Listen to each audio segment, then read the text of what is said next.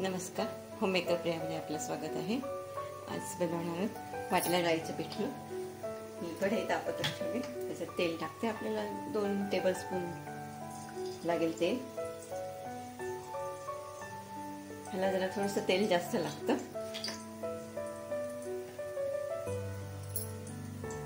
आपलं तेल तापलं की त्याच्यात आता हे मी मिरची, जिरे आणि लसूण 5 ते 6 पाकळ्या लसणाचे घेतलेत, मिरच्या 3 ते 4 घेतलेत आणि जिरे घेतलेत मी 1 टेबलस्पून। ह्याच्यात फक्त आपल्याला जिरेच लागतात। आता ह्याच्यात मी हिंग टाकते। गॅस आपल्याला थोडा बारीकच ठेवायचा आहे। तेल तापलंय आपलं। आता ह्याच्यामध्ये ही वाटलेली पेस्ट टाकून देऊ आपण।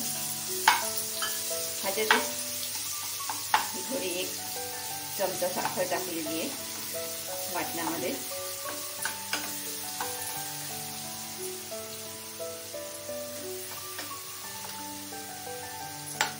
आणि मी हे चण्याची डाळ घेतलेली 1 कप, 1-2 तास भिजवलेली, जाडसर वाटून घेतली।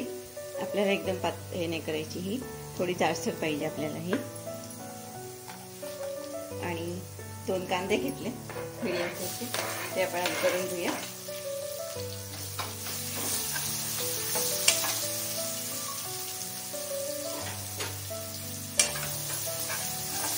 तर आपल्याला व्यवस्थित परतून घ्यायचे, लालसर झाला पाहिजे थोडासा।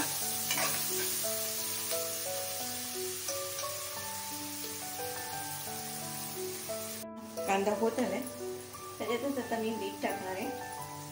चवीपुरतं मीठ टाकून द्यायचं।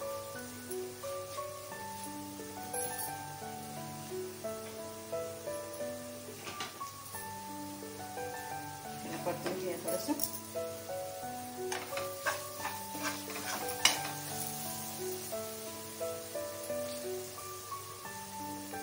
आता ह्याच्यात आपल्याला हळद टाकायची 1 चमचा आणि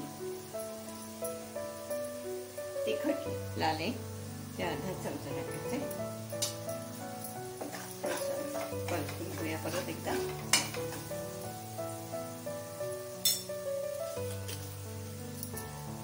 तर आपल्या ह्याच्यात हे पीठ टाकून द्यायचे। थोडंसं पातळ करून घेतलं मी, म्हणजे गाठी व्हायला नको।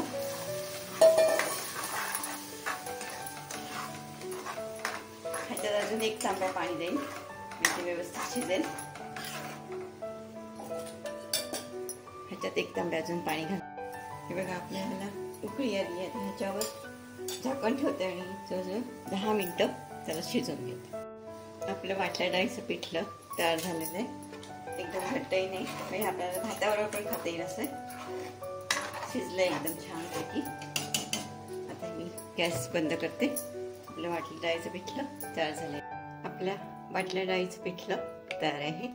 माझा हा वाटल्या डाळीच्या पिठल्याचा तुम्हाला जर व्हिडिओ आवडला असेल, लाईक करा, शेअर करा, सबस्क्राईब करा।